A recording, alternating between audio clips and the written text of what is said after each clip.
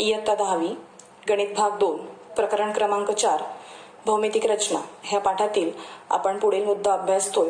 वर्तुळाची स्पर्शिका काढणे वर्तुळ केंद्राचा वापर न करता. हा प्रकार समजण्यासाठी या ठिकाणी एक प्रश्न घेतलेला आहे. मागील व्हिडिओमध्ये जो प्रश्न होता तोच प्रश्न या ठिकाणी आहे. केंद्र O आणि त्रिज्या 3.5 सेमी असलेल्या वर्तुळाला त्यावरील बिंदू P मधून स्पर्शिका काढा. ह्या ठिकाणी हे जे वर्तुळ आहे हे एक कच्ची आकृती आपण तयार करण्याचा प्रयत्न करूया. बघा, वर्तुळ तुम्ही आधीच्या व्हिडिओमध्ये मी सांगितलं होतं की बिंदू तुम्ही ज्या बाजूला घेणार त्याच्या विरुद्ध बाजूला वर्तुळ काढायचं आहे. आता हे वर्तुळ तुम्ही मध्यभागी काढले तरी देखील चालेल. वर्तुळाच्या परिघावर कोणत्याही ठिकाणी तुम्ही हा बिंदू घेऊ शकता. समजा मी हा बिंदू P ह्या ठिकाणी घेते आणि ह्या बिंदू P मधून जाणारा एक त्रिकोण तयार करते. ह्या ठिकाणी बिंदू P मधून जाणारा असा त्रिकोण तयार करायचा आहे की जे वर्तुळ आहे हे वर्तुळ त्या त्रिकोणाचे परिवर्तुळ तयार होईल. म्हणजेच त्रिकोणाचे जे शिरोबिंदू आहेत हे शिरोबिंदू आपल्याला ह्या वर्तुळाच्या परिघावर घ्यायचे आहेत. आता ह्या बिंदू P मधून आपल्याला स्पर्शिका काढायची आहे. म्हणून बिंदू P सोडून उर्वरित जे दोन बिंदू आहेत ह्या ठिकाणी Q आणि R हे दोन बिंदू आहेत. ह्यापैकी कोणत्याही एका बिंदूची आपण ह्या ठिकाणी निवड करू शकतो. समजा मी ह्या ठिकाणी बिंदू Q घेते. ह्या बिंदू Q मधून तयार झालेला त्रिकोणाचा जो कोन आहे ह्या कोनाचा एकरूप कोन आपल्याला काढायचा आहे. आपण एकरूप कोनाची रचना आधीच्या व्हिडिओमध्ये अभ्यासली आहे त्याप्रमाणे रचना करूया. हा जो कंस काढला आहे हा कंस ज्या दोन बाजूंना छेदतो ह्या दोन बाजू सोडून जी उर्वरित तिसरी बाजू आहे ती ह्या ठिकाणी तयार होणार आहे PR. तर ह्या रेषाखंड PR मधून जाणारा एकरूप कंस आपल्याला अशा प्रकारे काढायचे. ह्याचाच एकरूप कंस आपण म्हणजेच एकरूप कोन आपण तयार करणार आहोत जो रेषाखंड PR मधून जाईल आणि त्यानंतर ह्या दोन बिंदूंमधलं अंतर घेऊन ह्याला छेदणारा म्हणजेच आपल्याला ह्या ठिकाणी एकरूप कोनाची रचना करायची आहे आणि हा शिरोबिंदू आणि P बिंदू एकमेकांना जोडायचे आहेत. तर अशी रचना केल्यावर हा जो रेषाखंड ह्या ठिकाणी मिळणार आहे हा रेषाखंड म्हणजेच आपल्याला ह्या बिंदू P मधून जाणारा वर्तुळाची स्पर्शिका तयार होईल. आकृतीची रचना करायला सुरुवात करूया. सर्वप्रथम 3.5 सेमी त्रिज्येचे O केंद्र असलेले वर्तुळ तयार करून घेऊया. 3.5 सेमी त्रिज्येचे O केंद्र असलेले आपण हे एक वर्तुळ काढले आहे आणि ह्या वर्तुळाच्या परिघावर आपण हा बिंदू P घेतला आहे. हा बिंदू P आपण वर्तुळाच्या परिघावर कुठेही घेऊ शकतो. मी समजा ह्या ठिकाणी घेतलेला आहे. बिंदू P मधून आपल्याला एक त्रिकोण तयार करायचा आहे जेणेकरून हे वर्तुळ त्या त्रिकोणाचे परिवर्तुळ तयार होईल. अशा प्रकारे आपण ह्या ठिकाणी हा एक त्रिकोण तयार केला आहे. ह्या त्रिकोणाचे तीनही शिरोबिंदू वर्तुळाच्या परिघावर आलेले आपण पाहू शकता. आता ह्या बिंदू Q मधून आपण एकरूप कोन काढणार आहोत. ज्याप्रमाणे Q मधून आपण एकरूप कोन काढतोय त्याचप्रमाणे आपण R मधून देखील काढू शकतो. तर कंपासमध्ये साधारणतः एक अंदाजे माप घ्यायचं आहे. हे माप अचूकता येण्यासाठी आपल्याला माहिती आहे साधारणतः 2 ते 2.5 सेंटीमीटर ह्याच्या दरम्यान असायला हवं. हा एकरूप कोनाची आपण रचना करतोय. तर ह्या ठिकाणी हा एक कंस काढलेला आहे.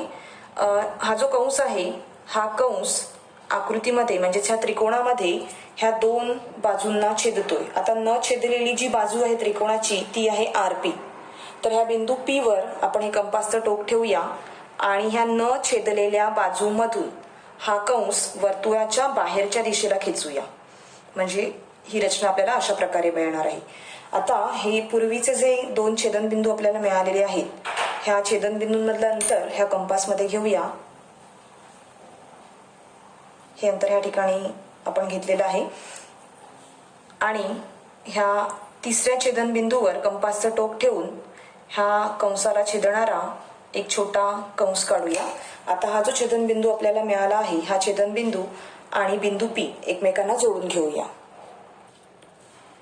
दोन बिंदूंना जोडणारी जी रेषा ह्या ठिकाणी तयार झाली आहे रेषा L, ही रेषा L बिंदू P मधून ह्या वर्तुळाला स्पर्श करते म्हणून रेषा L ही ह्या वर्तुळाची बिंदू P मधून जाणारी स्पर्शिका आहे. आता प्रकरण क्रमांक 3 वर्तुळ ह्या पाठामध्ये आपण एक प्रमेय शिकलो होतो. एकाच कंसात आंतर लिखित झालेले जे कोन असतात ह्या आंतरलिखित झालेले कोन एकरूप असतात.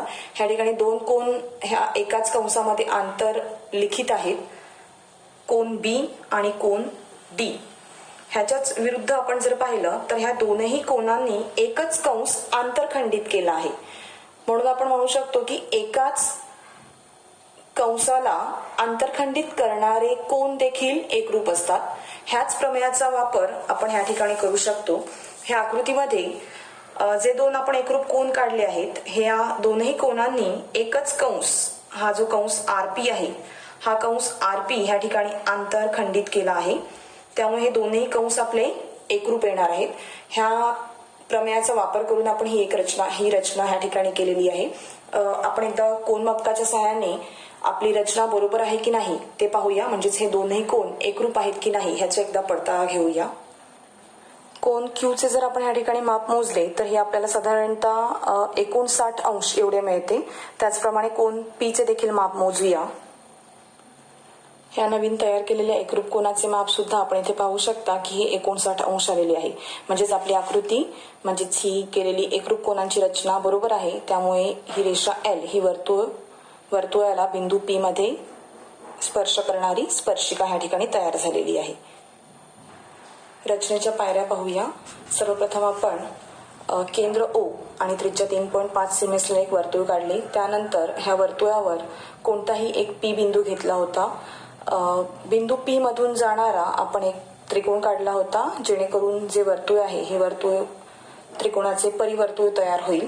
त्यानंतर बिंदू पी सोडून उर्वरित कोणत्याही एका बिंदूची आपण निवड केली होती आणि त्या बिंदूपासून तयार होणारा जो कोन होता, ह्या कोनाचा एकरूप कोन बिंदू पी मधून आपण काढला होता. एकरूप कोनाचा जो किरण तयार झाला होता, हा किरण म्हणजेच बिंदू पी मधून जाणारी वर्तुळाची स्पर्शिका होती.